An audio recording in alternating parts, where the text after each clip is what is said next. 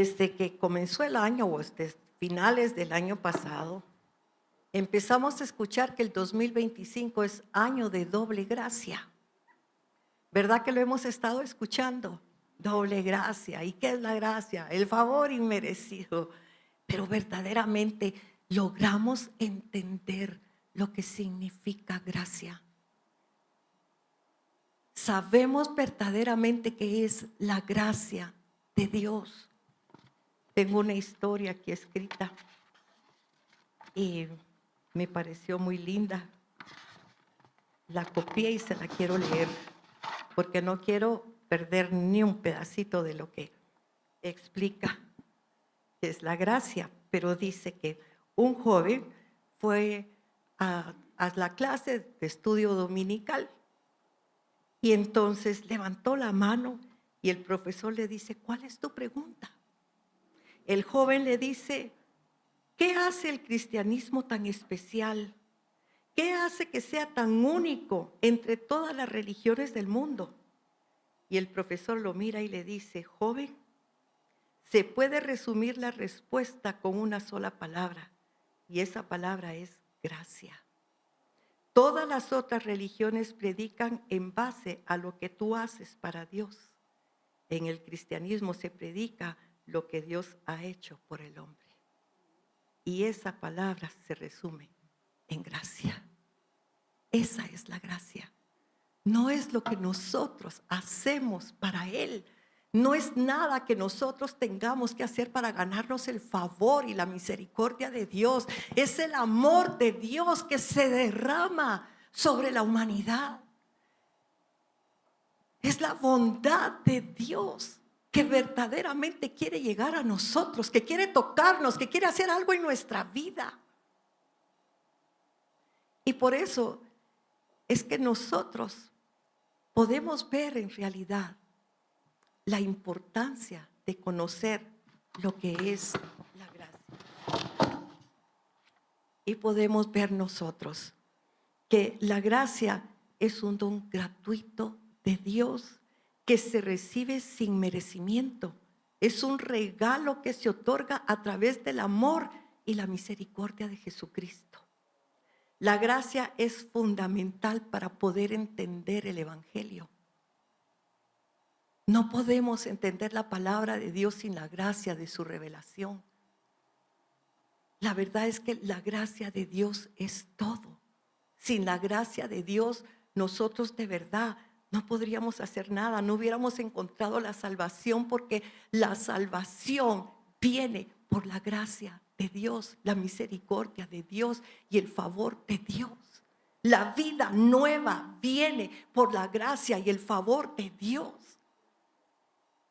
Y nosotros solo decimos un favor no merecido y pensamos en nuestras oraciones que si no las contesta, que si no las contesta. No se trata del favor de contestarte una oración, sino de transformar tu vida, de cambiar tu corazón, de renovar tu entendimiento, de darte a ti la habilidad de poder caminar en sus propósitos y revelarte el destino que tiene para ti. Él tiene una vida nueva y esa vida nueva es por su gracia. No merecíamos la salvación, no merecíamos una vida nueva, pero nosotros vemos en el libro de Efesios cuando Pablo habla de la gracia. Miren, ¿qué fue lo que hizo que la luz del evangelio regresara al mundo en el tiempo del oscurantismo? Cuando Martín Lutero, leyendo la Biblia en Efesios capítulo 2, lee: porque por gracia sois salvos por medio de la fe, que es un don de Dios. Y dice: por gracia sois salvos. Y cuando él lee: por gracia sois salvos, impactó su corazón y fue luz, fue una revelación de Dios, porque la gente tenía que pagar indulgencias para no irse al infierno y para que sus familiares salieran del purgatorio. Y él entiende, la salvación es un regalo. Y nosotros vemos en la palabra de Dios que a través de la gracia de Dios nosotros fuimos adoptados hijos suyos, herederos de Dios, coherederos de Cristo. Que nosotros estamos sentados. Cristo está sentado a la diestra del Padre y nosotros estamos juntamente con Él. Él nos llevó a un lugar superior y nosotros estamos librando nuestras batallas aquí en la tierra. Y entonces nos parece que es una guerra, una batalla terrible, porque ¿cómo voy a pelear contra los principados, potestades, gobernadores de las tinieblas y huestes de maldad? Si ellos están arriba y yo abajo. No, nosotros ya estamos con Cristo. Nos subió a una posición de poder, de autoridad, de gobierno, por su gracia. Todo eso es lo que la gracia ha hecho, pero nosotros no lo hemos logrado entender. No hemos logrado entender que Dios, desde que envió a su Hijo Jesucristo y Él fue a la cruz, Él empezó a moverse de otra manera diferente a como se había hecho siempre. Antes, la gente tenía que hacer sacrificios de animales, y la gente tenía que hacer muchas cosas. Entonces, nosotros vemos que en el Antiguo Testamento el Señor movía a su pueblo por la ley. Había que cumplir muchos principios, muchas cosas que aunque eran santos dados por Dios, eran difíciles de poderse cumplir. Pero cuando vino nuestro Señor Jesucristo, todo cambió. Y ahora hay una diferencia entre el antiguo pacto y el nuevo pacto, porque el nuevo pacto es el pacto de la gracia, el pacto del favor, el pacto de la misericordia, el pacto de la bondad de Dios. Esa es la diferencia.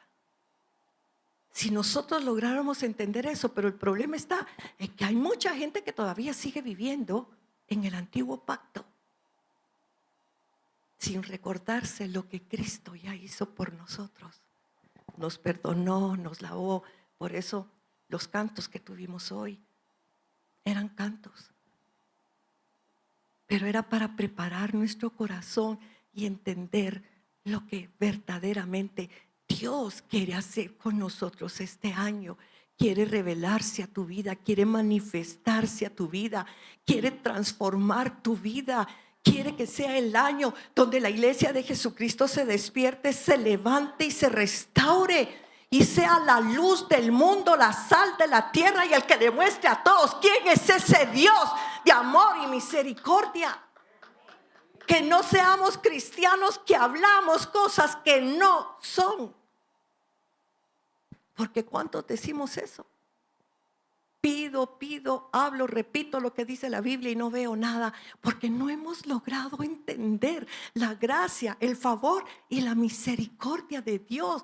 No hemos logrado entrar a esa nueva dimensión que Dios a través de Jesucristo nos dio. Le voy a poner un ejemplo y es divertido. Pero cuando hace un tiempo a mí me empezaron a invitar para ir a predicar fuera. Mire, yo me subí al avión y todos los ejecutivos sacaban sus computadoras y empezaban a trabajar. Yo sacaba mi Biblia, sacaba mi cuaderno, mis crayones de colores y empezaba a escribir. Por supuesto que ellos trabajaban más rápido que yo. Ellos hacían las cosas mucho mejor que yo, porque yo no había entrado a la tecnología. Había algo nuevo, había algo que hacía que mi trabajo fuera más rápido, más efectivo, pero yo seguía trabajando como se hacía antes, como yo aprendí, como a mí me enseñaron que había que hacer las cosas. Pero ahora había algo nuevo, algo diferente, algo que me daba mayores oportunidades, pero yo seguía igual. Entonces verdaderamente tenía algo que era más efectivo, que era mejor, pero yo no salía de ahí. Yo no salía de lo de antes, yo no salía de lo que ya no era. Y así está pasando con Dios. Dios está haciendo nuevas cosas, nos está dando nuevas oportunidades, está transformando todo. Porque antes la gente tenía que ganarse el favor de Dios. Ahora Cristo lo ganó por nosotros. Y esa es la diferencia Y eso es lo maravilloso. Y eso es lo lindo por lo que nosotros tenemos verdaderamente que dar gracias por la gracia del 2025. Pero la podemos aprovechar. Podemos aprovechar esa gracia de Dios en nuestras vidas. Esa es la pregunta, porque usted sabe que hay mucha gente que la puede echar a perder, que ni siquiera sabe que hay gracia, que ni siquiera sabe que el favor de Dios la quiere alcanzar, la quiere favorecer. Por eso los cantos decían, Señor, aunque pase lo que pase, ¿verdad? O sea, aunque el mar ruja, sé mi ancla. Si pierdo la fe, sé mi esperanza. Ese es el favor de Dios. La fe es favor de Dios. La esperanza es favor de Dios. La confianza es favor de Dios. El creer y esperar a pesar de no ver es favor de Dios. Todo vino por Él. Antes la gente no tenía esa esperanza, nosotros sí. Nosotros podemos confiar en Él, nosotros lo podemos conocer. Él ahora se puede revelar a nuestra vida. Podemos oír la voz del Espíritu Santo. Hay tantas cosas grandes y maravillosas de Dios. Así que el Nuevo Testamento, el tiempo que nosotros estamos viviendo es tiempo de gracia, es tiempo de favor. Aunque tenemos que tener cuidado. Porque aunque es cierto que estamos en el tiempo de la gracia, ya no estamos bajo la ley, sino bajo la gracia, también es cierto que no por eso nosotros podemos rechazar la ley de Dios y los mandamientos de Dios. Lo que pasa es que ahora cumplimos la ley por amor a Dios, por obediencia a Dios, ya no por obligación, sino que ahora nuestro corazón, Él dijo en Jeremías 31, ¿verdad? Del 31 al 34, Él dice que Él va a hacer un pacto nuevo con la casa de Israel y con la casa de Judá. Dice, no como el que hice con sus padres cuando los saqué de Egipto, porque ellos invalidaron mi pacto, aunque yo fui un marido para ellos. Pero este es el nuevo pacto que haré con ellos, dice el Señor. Voy a escribir mi palabra en su mente y en su corazón. Oiga, voy a escribir mi ley en su mente y en su corazón. Ese es el pacto. Antes estaba en piedras, ahora está en el corazón. Entonces para nosotros es fácil entender la palabra y por amor al Señor y por gratitud a Dios, nosotros obedecemos su palabra, sus mandamientos, sus leyes, no las rechazamos, sino caminamos en ellas con la ayuda del Espíritu Santo. Él es el que nos guía. Él es el que nos dice qué hacer y cómo hacerlo. Eso es gracia, eso es favor, esa es misericordia de Dios. Y de hecho, en griego, cuando nosotros vemos en el hebreo, es la palabra gen, pero en el griego es charis. Y charis significa el favor de Dios. Así que la palabra que puede sustituir a la palabra gracia es favor. Y de ahí es donde dicen que es un favor que no merecemos de Dios. Mire, la palabra del Señor tan linda cuando dice, por eso nosotros lo amamos, porque Él nos amó primero. Porque estábamos muertos en nuestros delitos y en nuestros pecados. Pero Él no llegó a tirarnos piedras, Él no llegó a señalarnos, Él no nos rechazó. Mucha gente dice, es que no estoy lista para recibir a Cristo, es que todavía peco mucho. Sí, por eso es que necesitamos a Cristo. El Señor no vino por los sanos, Él vino por los enfermos. Y eso es lo que Él quiere hacer por nosotros. Muertos en delitos y pecados bajo la potestad del príncipe de los aires, dice el capítulo 2 de Efesios. Pero Dios tuvo misericordia y nos rescató. Así que es importante entender lo que es la gracia, para que entonces nosotros podamos verdaderamente saber a qué nos está invitando el Señor este año. ¿Qué significa esa palabra profética que Él ha dado? Gracia, doble gracia, doble favor, doble esperanza, doble misericordia, doble bondad. Porque Dios es amor. Y es el amor ágape, el amor que todo lo puede, el amor que todo lo soporta, el amor que todo lo perdona. Ese es nuestro Dios. Y por eso no le tenemos que tener miedo. Antes la gente hacía las cosas por temor. Hoy nosotros hacemos las cosas por amor. Esa es la diferencia. La diferencia tan grande, y por eso me gustó tanto y quise leerlo, porque no quería perderme eso tan lindo de que todas las religiones os hablan de lo que nosotros hacemos por Dios, pero el cristianismo de lo que Dios hace por nosotros. Y eso es la diferencia, y eso es lo grande, precioso y maravilloso del Señor. Para que podamos entenderlo, yo quisiera que fuéramos a Génesis. Vamos a empezar en el capítulo 19. Voy a ir rápido porque vamos a hablar de la vida de José. Vamos a hablar de la descendencia de Jacob. Pero todos conocemos la historia de José. Entonces la verdad es que no vamos a detenernos mucho tiempo ahí. Pero hay ciertas citas que son claves, ciertas citas que tenemos que entender para entender la gracia. Y nosotros sabemos que los hermanos de José le tenían una envidia tremenda, lo odiaban porque lo aborrecían. Esa es la palabra que utiliza realmente la Biblia en la traducción del hebreo, es que lo aborrecían. Eso quiere decir, lo odiaban, no lo soportaban. Y ustedes saben, ¿verdad? Lo que hacen, el papá lo manda a ver qué estaban haciendo los hermanos. Cuando lo ven llegar, dicen, ahí está el soñador de sueños, porque Dios le había dado 2 sueños. Nosotros sabemos los 2 sueños que le dio.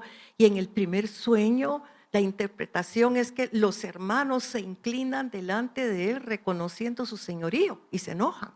Y después tiene un segundo sueño donde él ve que tanto su padre como su madre, ¿verdad? Y los hermanos se inclinan delante de él, el sol, la luna, las estrellas, ¿verdad? Que representaban realmente su familia inclinándose sobre él. Dios mostrándole desde joven el llamado que tenía, el destino que Dios tenía para él. Lo había escogido para estar arriba, no abajo, para ser cabeza y no cola, como pasa con nosotros. Dios ya tiene un lugar determinado para cada uno y nosotros nos dejamos engañar por el enemigo, por las circunstancias, por lo que pase, y perdemos de verdad el llamado de Dios para lo que quiere hacer en nuestras vidas. Entonces Él le muestra su llamado y eso hizo que los hermanos lo odiaran más porque el papá tenía preferencia por él. Y ahora les está mostrando, ya con 2 sueños, lo que está sucediendo. Y aquí mismo en la palabra el Señor le muestra a José que cuando se tiene 2 veces el mismo sueño es porque Dios ha determinado que va a suceder. Así que eso hace que lo vendan como esclavo y para en la casa de Potifar. Y uno dice, pero Señor, si este hombre estuvo llamado para algo tan grande y ahora está de esclavo. Pero dice la palabra del Señor en el capítulo 39, desde el versículo 2, dice, fue a la casa de Potifar y dice el versículo 2 del capítulo 39, mas Jehová estaba con José y fue varón próspero y estaba en la casa de su amo el egipcio. Y vio su amo que Jehová estaba con él y que todo lo que él hacía, Jehová lo prosperaba en su mano. Así halló José gracia en sus ojos y le servía. Y él le hizo mayordomo de su casa y entregó en su poder todo lo que tenía. Mire, Dios hizo que José encontrara gracia. O sea que el favor de Dios estaba con él. Y nosotros decimos, con el llamado que tenía, cualquiera esperaba y 2 veces el mismo sueño, que la cosa fuera rápida. Sin embargo, el libro de Hebreos, recuérdense que dice en el capítulo 3, cuando está hablando de los que no entraron a la tierra prometida, le dijo, siempre andan vagando en su mente y no han conocido mis caminos. Nosotros disponemos cómo es lo que Dios va a hacer, cómo va a actuar. Y nos da una palabra profética y nosotros rápido nos imaginamos, hacemos la película de qué es lo que Dios va a hacer, cuándo lo va a hacer. Y resulta que no es así como usted lo pensó. Yo a la gente le digo, mire, usted vaya con Dios cuando le den una palabra profética y dígale, Señor, confírmamela. Y dime lo que vas a hacer, que yo no me imagine lo que vas a hacer, porque entonces uno se frustra porque no es lo que uno pensó.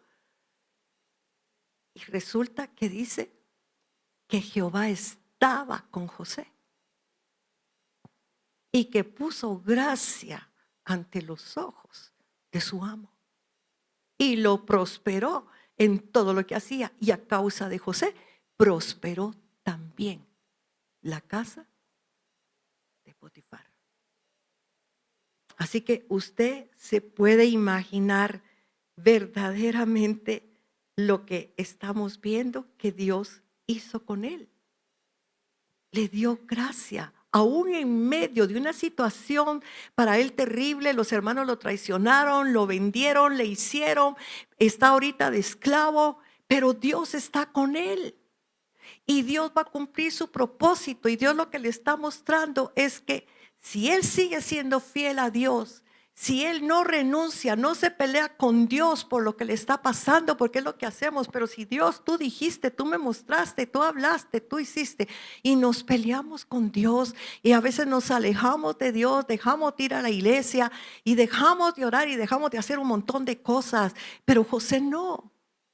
Y sabemos que no, porque cuando la esposa de Potifar empieza a quererlo seducir, él le dice, yo no le puedo hacer esto a Dios, ni a tu esposo. Él permanecía fiel, él permanecía fiel. Y a causa de eso, ustedes saben que él para preso. Así que ahora no solo es esclavo, ahora también está preso.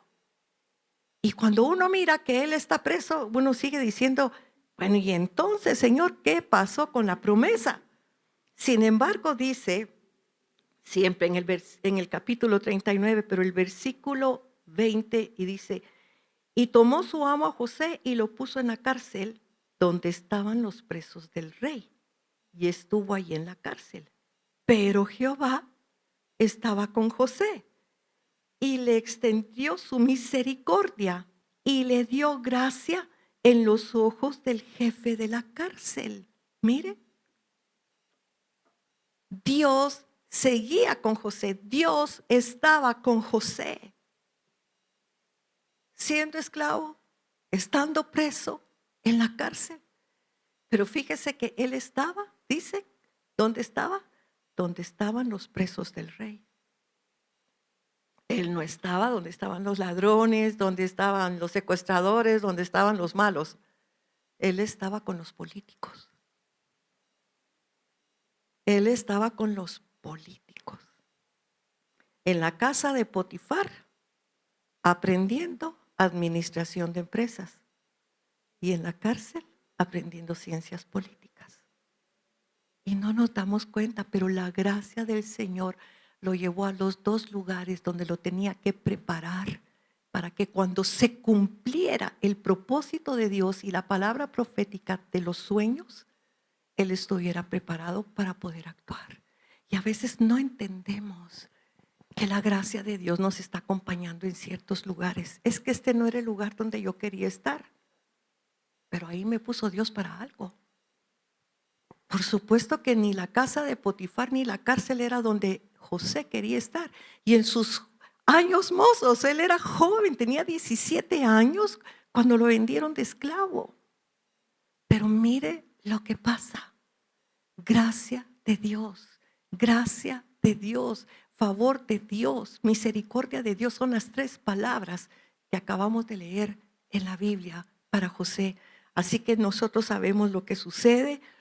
El copero y el panadero también paran ahí presos.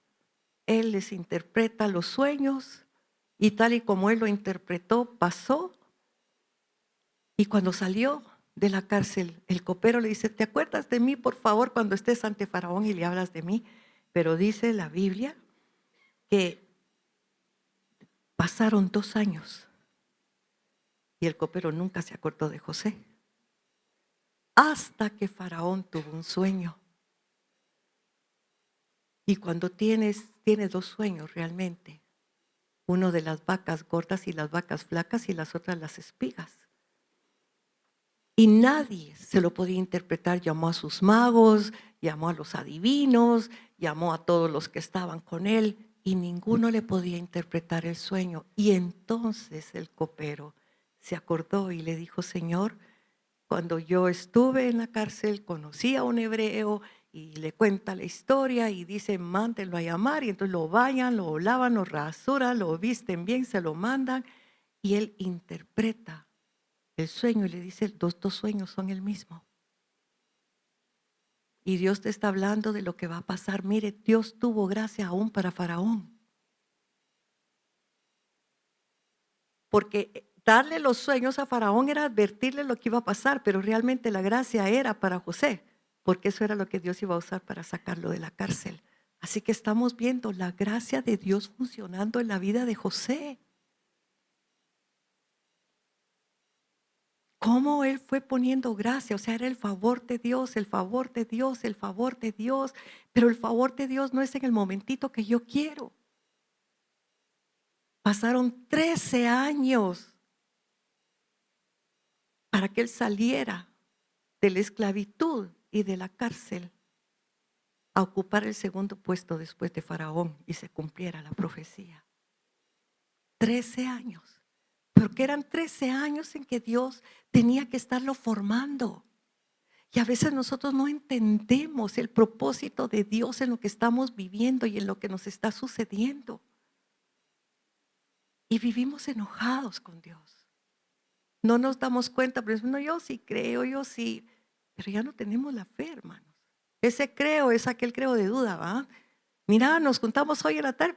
¿Vas a ir? Creo que sí. Y no llega. Porque ese creo no era afirmación, es duda. Y así es como nosotros decimos muchas veces, no, yo sí creo, seguro. Pero estamos viendo que él fue fiel. Entonces ahora vamos a pasar, por favor, al capítulo 48 de Génesis, porque realmente eso es parte de lo que a mí me interesa para el mensaje de hoy, de ver la gracia del Señor. Nosotros sabemos, ¿verdad?, que ya el papá, los hermanos se fueron a vivir porque él ya les dijo que él es José, el que ellos habían vendido. Pero mire, hay algo interesante e importante, porque cuando él se descubre a los hermanos y los hermanos se asustan porque creen que que les va a hacer algo, ¿verdad? Por lo que ellos le habían hecho, José les dice, no se preocupen, ahora entiendo. Ahora entiendo. No fueron ustedes los que me mandaron a este lugar. Fue Dios. Para preservación de vida. ¿Y sabe qué es lo importante? Lo importante es que cuando uno entiende, uno se sana. No cuando olvida. No es olvidar lo que nos va a sanar. Es entender. Cuando yo logro entender por qué mi mamá fue así o mi papá fue así. Cuando yo logro entender por qué me pasó esto en tal cosa. Cuando yo logro entenderlo, ahí viene la sanidad. Porque puedo comprender y entonces tengo la capacidad de perdonar. Y entonces ya tengo la capacidad de romper con eso. Ya tengo la capacidad de salir adelante. Así que a Dios no le interesa que olvidemos. Señor, ayúdame a olvidar esto. No. Señor, ayúdame a entender el para qué esto. Y ahí va a venir la sanidad, porque él se sanó. Dice que lloró. porque entendió todo y les dijo, no fueron ustedes, fue Dios. Entendió que fue Dios, que fue por su misericordia, misericordia para él, pero misericordia para su familia, para su padre, sus hermanos, sus sobrinos, para todos. Logró entender el propósito de Dios. Y si nosotros logramos entender que detrás de lo que estamos viviendo y nos está pasando hay algo de parte de Dios, algo bueno que Dios quiere hacer, y por eso dice la Biblia, todo obra para bien a los que aman a Dios, a los que conforme a su propósito son llamados. Hay un propósito detrás de lo que estamos viviendo que se va a convertir en bendición, que se va a convertir en bien, si nosotros permitimos que Dios obre. No si nos alejamos de Él, nos peleamos con Él y tiramos todo. Sino nos sometemos a Dios. Nos sometemos a su voluntad. Le decimos que se haga tu voluntad, Señor. Solo dame la fortaleza que yo necesito en este momento para pasar esto. Por eso sé mi ancla. Usted sabe, Hebreos 6 dice que la esperanza, dice el ancla, como es. La esperanza es el ancla del alma. Hebreos 6. La esperanza es el ancla del alma. Si usted pierde la esperanza, se hunde. Así que lo importante es eso. Pero dice la palabra del Señor en el 48, en el versículo 1. Sucedió después de estas cosas que dijeron a José, he aquí tu padre está enfermo. Y él tomó consigo a sus dos hijos, Manasés y Efraín. Fueron los dos hijos mayores que le nacieron a él en Egipto. Manasés porque dijo que el Señor le hizo olvidar lo que había pasado en su casa. Y Efraín porque dijo, Dios me hizo fructificar en la tierra de mi aflicción. Eso significa fructificar. Así que, verso 5. Y ahora sus dos hijos, Efraín y Manasés, le está diciendo Jacob, ¿verdad? Que te nacieron en la tierra de Egipto, antes que viniese a ti a la tierra de Egipto, míos son, como Rubén y Simeón serán míos. O sea que en ese momento Jacob está como adoptando para él a los dos hijos grandes de José. Ustedes se recuerdan que él rechazó a Rubén y a Simeón por las cosas que hicieron, las faltas que cometieron, y por eso fue que él lo rechazó, y ahora los está reemplazando a sus hijos mayores con los hijos mayores de José. Dice luego el verso 8, y vio Israel los hijos de José y dijo, ¿quiénes son estos? Y respondió José a su padre, son mis hijos que Dios me ha dado aquí. Y él dijo, acércalos ahora a mí y los bendeciré. Y los ojos de Israel estaban tan agravados por la vejez que no podía ver.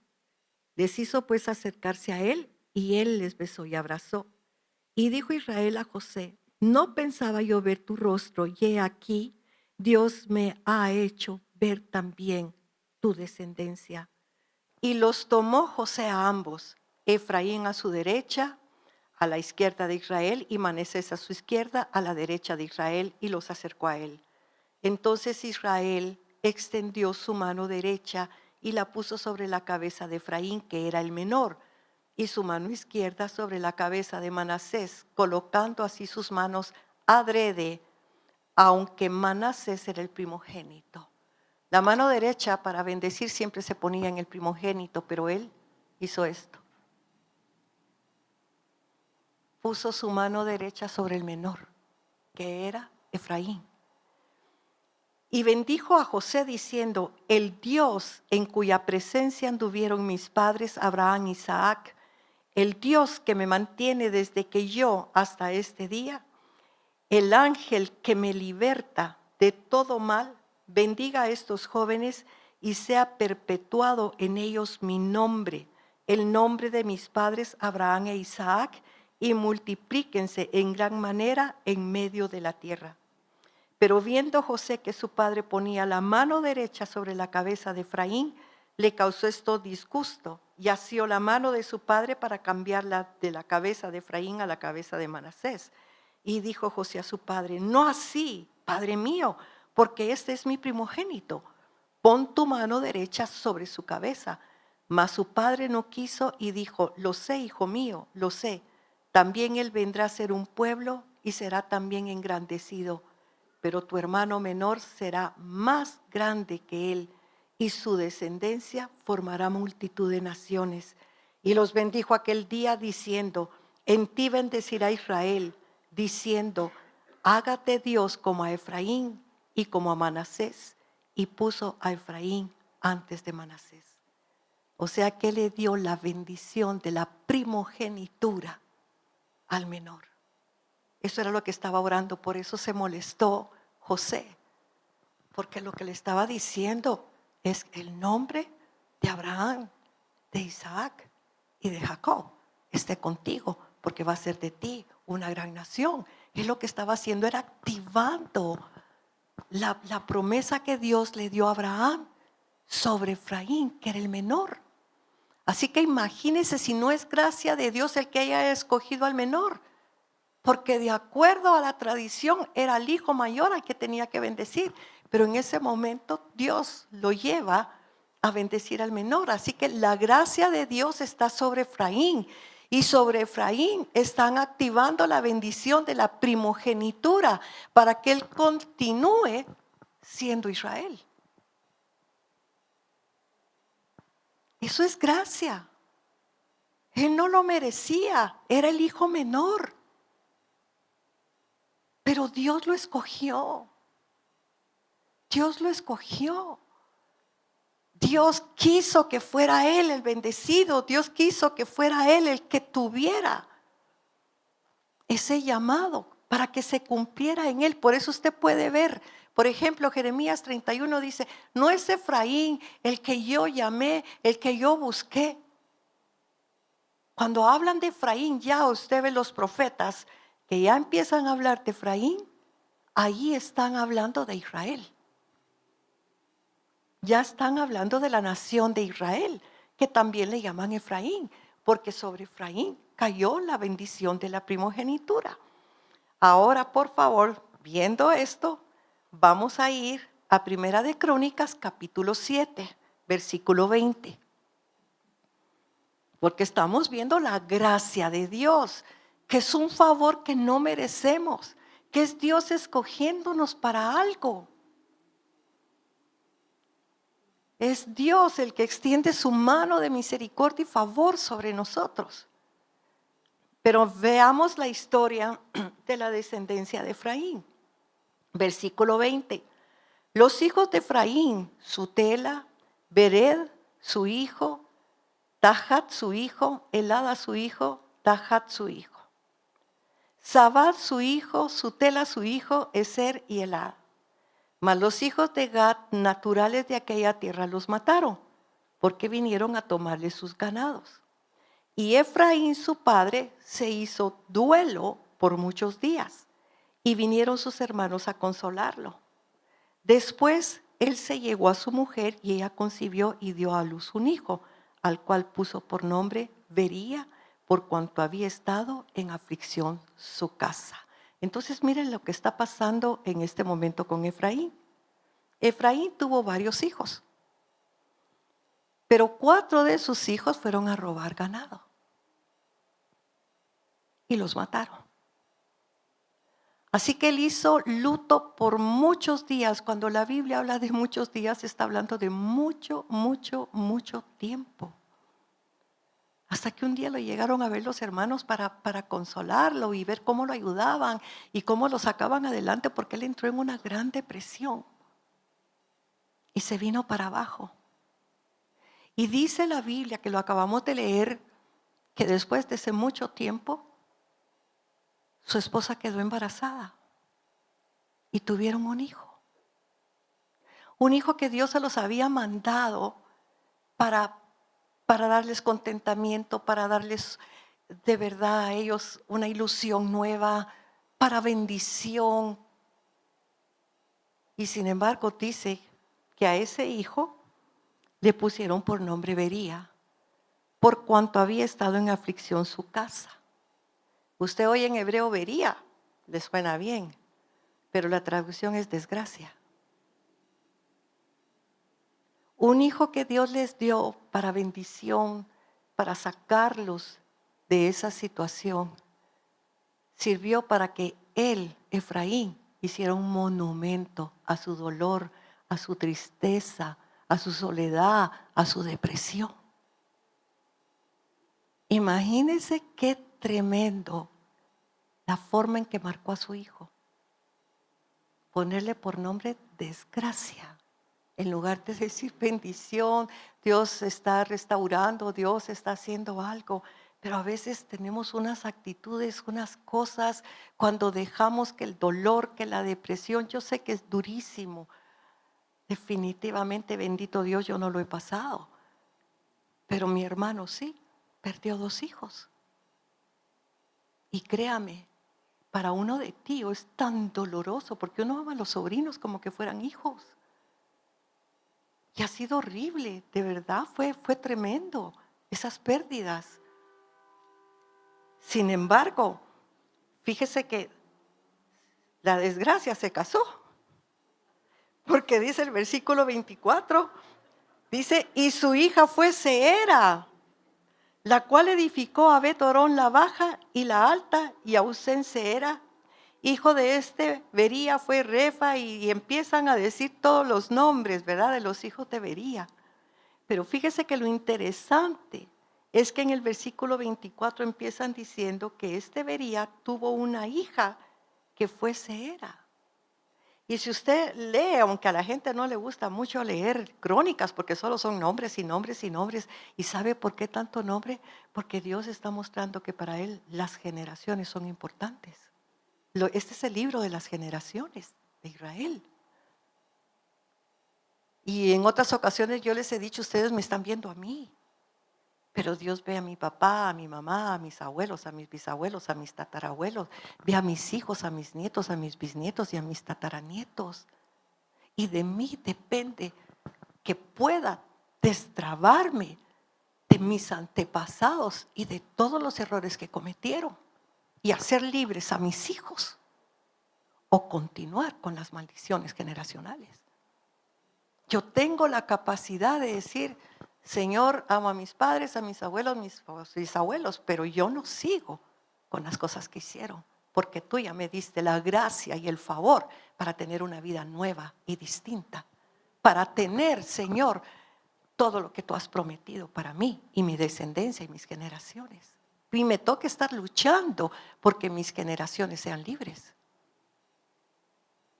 Así que fíjese que lo importante de esta mujer, mire, lo único que dice de Seera es que edificó Bet-Orón la baja y Bet-Orón la alta y a Usén Seera, 3 ciudades. Y usted dice, wow, qué pilas. Pero yo le digo algo, estamos hablando de una época donde la mujer solo servía para tener hijos. La mujer no tenía ni voz ni voto. La mujer siempre vivía bajo el dominio del padre y después pasaba al dominio del esposo. Y el papá tenía tal autoridad sobre ella que si la mujer le hacía una promesa a Dios y el padre no estaba de acuerdo, la podía anular. Imagínense, ni eso podían hacer las mujeres solas, una promesa a Dios. Estamos hablando de una época donde la mujer no tenía derechos, donde la mujer no podía hacer nada por el simple hecho de ser mujer, pero dice que esta mujer se levantó y fundó 3 ciudades y son tan buenas ciudades que usted cuando va a Salomón, muchísimos cientos de años después, porque todo esto ni siquiera había aparecido Moisés ni nada, imagínense, él reedificó Bet-Orón la alta y Bet-Orón la baja, porque eran ciudades fortificadas. Una era marítima y la otra era comercial. Imagínense cómo sería esta mujer, porque no construyó ella solita las ciudades, la construyó con hombres. ¿Cómo sería ella? ¿Cómo sería la gracia de Dios sobre ella? Que ella logró hacer eso. Y está su nombre en el libro de las crónicas, donde usted lee y no aparecen mujeres. Como 3 mujeres aparecerán en todo primera y segunda de Crónicas. ¿Por qué le estoy hablando de esto? Porque estamos empezando el 2025, año de gracia, donde Dios tiene planes de bien y de paz para darnos el fin que esperamos. Pero usted puede ver cómo alguien puede echar a perder la gracia de Dios. Porque aquí no se dice nada que haya hecho Efraín. José fue un hombre con una promesa muy grande de Dios. Paró esclavo y paró preso, pero nunca dejó de creer en Dios. Nunca dejó de creer en la profecía que Dios le había dado a través de sueños. Siempre confió en Él, siempre buscó a Dios y Dios lo prosperaba donde quiera que estuviera, no importaba que estuviera en la cárcel. Dios lo prosperaba, el favor de Dios estaba con él, la gracia de Dios estaba con él porque él se agarró de Dios. Pero ahora resulta que Efraín, su hijo, el que tiene la promesa de Dios, el que tiene la bendición de la primogenitura, el que fue escogido para hacer algo grande, se dejó hundir por el dolor, por la depresión y por las circunstancias.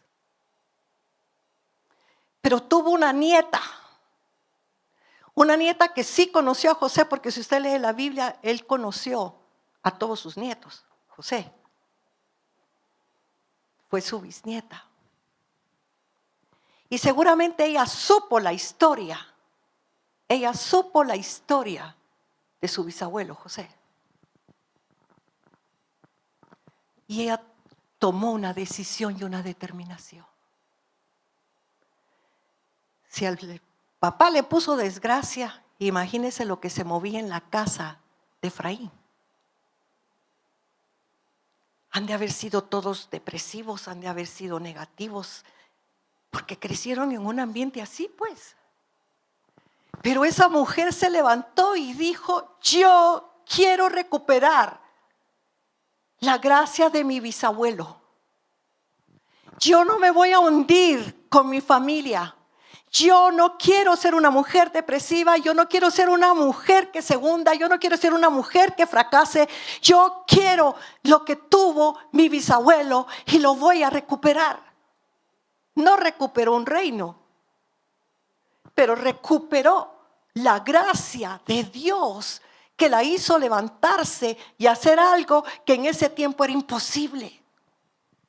Era imposible que José parara de segundo de Faraón, porque él no era egipcio, era hebreo. Y era imposible que esta mujer, en una época donde las mujeres no podían hacer nada, se levantara e hiciera 3 ciudades y su nombre está en el libro de las Crónicas. Y nosotros tenemos que decidir este año qué vamos a hacer. Estamos terminando el mes de enero. ¿Cómo ha recorrido usted el camino de enero? Porque acuérdese de Hebreos 12, donde dice que teniendo alrededor nuestro tan grande nube de testigos, corramos con paciencia la carrera que tenemos por delante, despojándonos de todo peso y del pecado que nos asedia, puesto los ojos en Jesús, el autor y el consumador de la fe. ¿Cómo empezó su carrera? ¿Cómo está empezando su carrera? Porque el mes está empezando y estamos a tiempo de decir: o me levanto o me hundo. Pero la decisión no es de Dios. Si usted decide levantarse, Dios lo apoya. Si usted decide hundirse, Dios lo deja. Porque somos nosotros. Y nos ponemos a orar: Señor, que este año sea diferente, que este año todo cambie. Déjeme decirle, los años no cambian. Todos los años pasa lo mismo. Los problemas son iguales. El que tiene que cambiar es uno. Si yo cambio, la situación cambia. Pero lo importante que vemos aquí es la determinación que esta mujer tomó. Fue una mujer, primero tenía un montón de cosas en su contra, era mujer. No tenía ni voz ni voto. Y creció en una familia depresiva, negativa, donde todo era malo. No tenía nada a favor. más que su determinación. Se levantó y dijo: yo voy a hacer la diferencia en la familia. Quiero un año diferente. Quiero un año distinto. Quiero un año donde usted pueda decir al final del año: terminé la carrera con gracia, favor, bondad y misericordia de Dios, o fracasado. Y no quiere decir que no va a haber problemas. José paró en la cárcel. Estuvo esclavo. Sus mismos hermanos lo traicionaron, pero no se dejó destruir. Tuvo fe, tuvo confianza. Por eso las canciones. Si usted se fija, las canciones que nosotros hoy yo puse fue precisamente por eso. Todas tenían que ver con que no lo entendí. Decía un canto, ¿verdad? ¿Por qué a mí si yo todo te di? Pero después entendí que nunca fallas, que todo lo puedes. O sea, tenía que ver con esas emociones que cuando estamos de primero en una situación difícil nos asustamos y Señor, ¿y entonces qué pasó? Pero inmediatamente viene la revelación del Señor y me acuerdo, no estoy sola. Él va corriendo conmigo. Él prometió que nunca me iba a dejar, que nunca iba a estar separado de mí, que Él iba a estar conmigo siempre, todos los días, hasta el fin.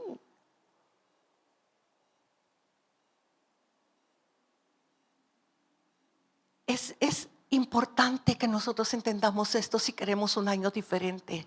Y repetirme todos los días cuando me levanto: Señor, dame la fortaleza, dame la fuerza del búfalo, dame unción fresca.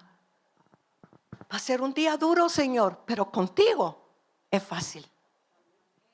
La situación, mire todo lo que están vaticinando. No le digo profetizando porque no son profetas, es el mundo, los periodistas y todo. 2 años terribles económicos. La situación va a estar así, estar así, y la gente que oye todas las noticias asustadas. Pero el Señor está diciendo: bueno, ¿a quién le vas a creer? ¿Qué determinación vas a tomar? ¿Lo que están diciendo en el mundo o lo que mi palabra dice y mis promesas que te he dado? ¿Me vas a creer a mí o a quién? Porque eso es lo que nosotros tenemos que ver. ¿A quién le vamos a creer? Así que de verdad, estamos empezando un nuevo año. Se abrió la puerta a lo nuevo. Ya dieron el banderazo de salida a la carrera. ¿Cómo está corriendo? ¿Cómo empezó su carrera? Estamos a tiempo, todavía es enero. Todavía usted puede tomar la decisión de decir: quiero cambiar el rumbo este año. Y ya van varias veces que lo hemos mencionado aquí, otros pastores antes que yo también. Algo que a mí me parece fabuloso. Cuando le preguntan a Einstein: señor Einstein, ¿para usted qué es locura? Y todos sabemos la respuesta, ¿verdad? Locura es querer que las cosas cambien cuando seguimos haciendo lo mismo. Si durante tantos años no me ha funcionado, ¿por qué lo sigo haciendo? Por si algún día sí. No va a ser así. Hay que cambiar las estrategias, hay que cambiar las cosas, hay que preguntarle al Espíritu Santo y decirle: ¿qué me toca hacer? ¿Cómo lo puedo hacer? Él es nuestro consejero. La palabra está ahí clara. Pero yo no puedo esperar bendición. Yo les contaba el otro día a las señoras, estoy regalando los zapatos, mire. O el Señor me está pidiendo redención, que le entregue mi derecho a redimir este año. ¿Se acuerda usted de Ruth? Esa era la costumbre. El que no quería redimir le tenía que entregar el zapato al que sí. Así que a lo mejor Dios está diciendo: deme su zapato, deme su derecho a redimir este año, su derecho a redimir sus vidas, a redimir sus hogares, sus empresas, su trabajo. Atrevámonos a darle ese derecho y que el Espíritu nos guíe. Pero sí, este puede ser un buen año si tú lo determinas.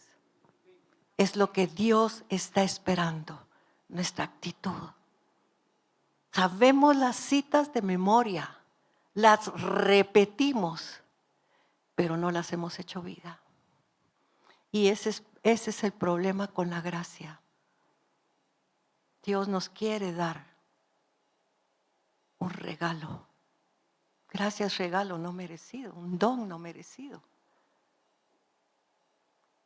Pero tal vez tenemos la actitud de Efraín. No, esto no se puede, esto no cambia, esto es lo mismo. Vámonos de este país. Todos están iguales. Todos están iguales. Así que no sé a qué se va uno fuera. Tenemos que levantar Guatemala, ustedes. Tenemos un Dios que ama a esta nación y nos está esperando que hagamos algo por el país. Pero sí, mis amados, nosotros tenemos que decidir hoy, voy a seguir igual. No es que yo confío en que Dios a mí me va a dar todo. Como aquel señor, ¿se recuerdan? Yo sé que lo saben, pero repetir ayuda. Aquel señor necio, ¿verdad? Que estaba en el puerto cuando les fueron a avisar, él vivía ahí, que era una gran tormenta y se iba a inundar todo, que se fueran. Y el vecino tenía un camión y le dice, mire, don fulano, saque su tele, su cama, sus cosas, yo lo llevo aquí conmigo. No, gracias, yo creo en Dios, confío en Él y Él no va a dejar que me pase nada. Empezó a llover y empezó a subir el agua. En eso pasa otro señor en un carrito. Don fulano, súbase al carro rápido, vamos, deje todo ahí y salvémonos. No, gracias, yo soy cristiano, confío en Dios y no me va a pasar nada. Empieza a subir el agua. Pasa uno en lancha. Don fulano, ¿qué está haciendo ahí el subido en su ventana? Véngase, lo llevo. No, gracias, soy cristiano, confío en Dios, no me va a pasar nada. Se llega al techo el agua, pasa un helicóptero que iba filmando y cuando le ven le tiran una escalerita, súbase, lo sacamos. No, gracias, soy cristiano, confío en Dios, no me va a pasar nada. Y cluc, cluc, cluc, se ahogó. Y cuando estuvo delante del Señor le dice, Señor, ¿qué pasó? Yo confié en ti y lo confesaba con mi boca y le dijo, mira, primero te mandé a tu vecino para que todavía rescataras tus cosas, no quisiste. Te mandé un carrito, no quisiste. Te mandé lancha, no quisiste. Te mandé helicóptero, no quisiste. ¿Qué puedo hacer yo con alguien que tiene necedad y duro el corazón? Entonces no sigamos haciendo lo mismo, no sigamos confesando cosas que no son. Usted cree en Dios y confía en Dios, gloria al Señor, yo también. Pero dejemos que el Espíritu nos guíe. No seamos sabios en nuestra propia opinión, dice la palabra. No nos toca a nosotros hacer eso. Así que hoy tenemos que tomar una decisión y a mí esta mujer, la verdad es que me levanta, me anima. Esas son mis amigas. Porque nosotros tenemos que levantarnos y decir, Señor, todos los años me ha pasado esto y esto. Quiero cambiar, cámbiame a mí. Cámbiame a mí, cambia mi corazón, cambia mi manera de pensar, Señor. Que tu palabra cobre vida en mí para que yo me pueda levantar y hacer algo diferente. Porque tenemos 3 hombres. José, que a pesar de que las circunstancias fueron duras, estuvo esclavo, estuvo preso 13 años de su vida, terribles, pero mire dónde paró. Tenemos a Efraín, que vivió en la riqueza, porque si su papá siempre fue un hombre que estuvo en eminencia, porque ellos ya nacieron cuando él salió de la cárcel, cuando era el segundo después de Faraón, así que él vivía en palacio, tuvo todo, no aprendió a luchar, no aprendió a tenerse que levantar. No aprendió a tenerse que ganar la vida. Y a la hora de tener un problema tan fuerte, porque sí fue fuerte, se hundió. Teniendo el llamado a ser el sucesor de Abraham, de Isaac, de Jacob, de José, se hundió y hundió a su familia con él. Pero tenemos a Sera, que se levantó y que en una época difícil para una mujer hizo 3 ciudades. Construyó, reconstruyó su vida, reconstruyó su casa, reconstruyó todas las cosas. ¿Qué va a hacer usted? ¿Qué va a hacer usted? Esa es la pregunta que Dios le está haciendo. ¿Qué vas a hacer tú este año? ¿Correr igual o cambiar el estilo? ¿Qué vamos a hacer? Nos está dando la oportunidad de algo diferente, de algo distinto, de levantarnos, de romper con todas las cosas que no han funcionado en nuestra vida. Nos está llamando a reflexionar y a decirnos, ¿a quién de los tres vas a imitar? ¿A quién? No podemos continuar. Es que lo que pasó, que ustedes no saben, mire lo que yo he sufrido.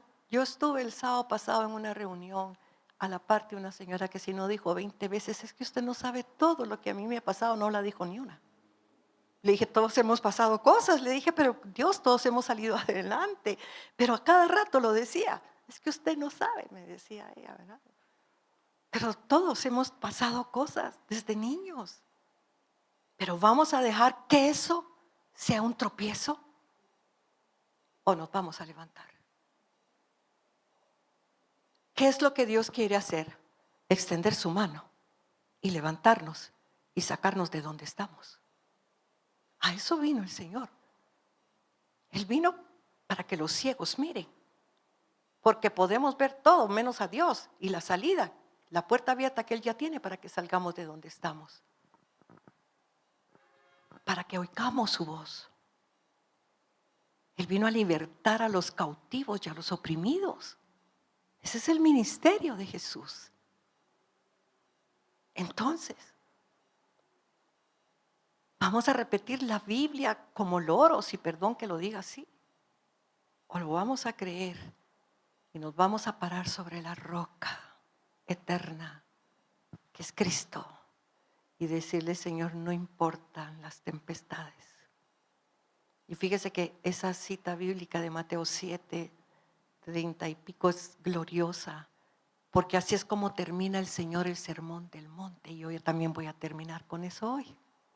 Pero en el sermón del monte, ustedes saben que cuando Él habla de las bienaventuranzas, ¿quién verdaderamente es bendecido por Dios? Él termina su discurso diciendo que, si quieren, vamos, está en Mateo 7. Mateo 7. Me fui al 18.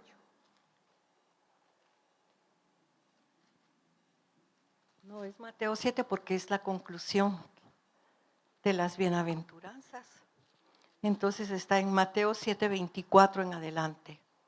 Y mire lo que dice. Cualquiera pues que me oye estas palabras y las hace, le compararé a un hombre prudente que edificó su casa sobre la roca. Descendió la lluvia y vinieron ríos y soplaron vientos y golpearon contra aquella casa y no cayó, porque estaba fundada sobre la roca. Pero cualquiera que me oye estas palabras y no las hace, le compararé a un hombre insensato que edificó su casa sobre la arena. Y descendió lluvia y vinieron ríos y soplaron vientos y dieron con ímpetu contra aquella casa y cayó y fue grande su ruina. Entonces fíjese que Él nos está hablando de dos personas. ¿Qué están haciendo estas dos personas? Están construyendo. ¿Qué construyen? Su casa. La casa representa su vida. Representa lo que ellos son. Entonces el Señor aquí no está hablando si van a haber tormentas. Él está asegurando que van a haber tormentas, porque dice, vinieron los vientos, cayeron las lluvias, se salieron los ríos, pegaron contra las casas. Está hablando de tormentas. Así que lo que Él está enseñando aquí y diciendo aquí no está hablando de si van a haber o no van a haber tormentas. Está afirmando que las tormentas van a venir. ¿Pero qué está hablando? Y mire, lo importante es que no importa si estamos en la roca o estamos en la arena. No importa. Las tormentas vienen. Pero realmente el tema de Jesús es sobre qué estamos edificando nuestra vida para ver si vamos a soportar las tormentas.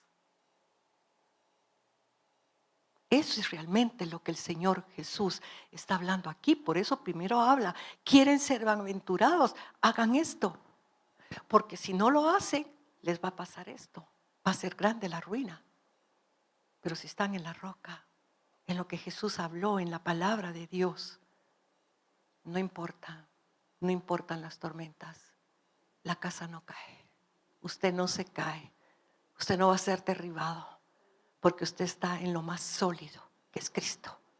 Él es realmente el fundamento. Él es la piedra del ángulo que sostiene su vida completa. Entonces, hoy la pregunta es, ¿dónde está edificando el 2025 usted? ¿Cuál es su plan y su propósito para este año, pero que de verdad lo va a cumplir? ¿Cómo piensa correr la carrera de la fe que tiene por delante? Ya le preguntó a Dios cuál es la meta que Él tiene para usted este 2025. O usted ya le presentó cuáles son sus metas. Porque una cosa es su meta y otra cosa es el fin que Él tiene para usted. Y para mí y para todos los que estamos aquí. Es importante, es muy importante que nosotros pensemos en esto. Estamos empezando un año donde el Señor nos quiere dar doble gracia. ¿Para qué? Para que corramos con paciencia, para que nos despojemos de todo peso, es decir, deje el pasado atrás. Mientras más peso lleve, menos puede correr y menos puede avanzar. Pero Él quiere que nosotros podamos hacer algo.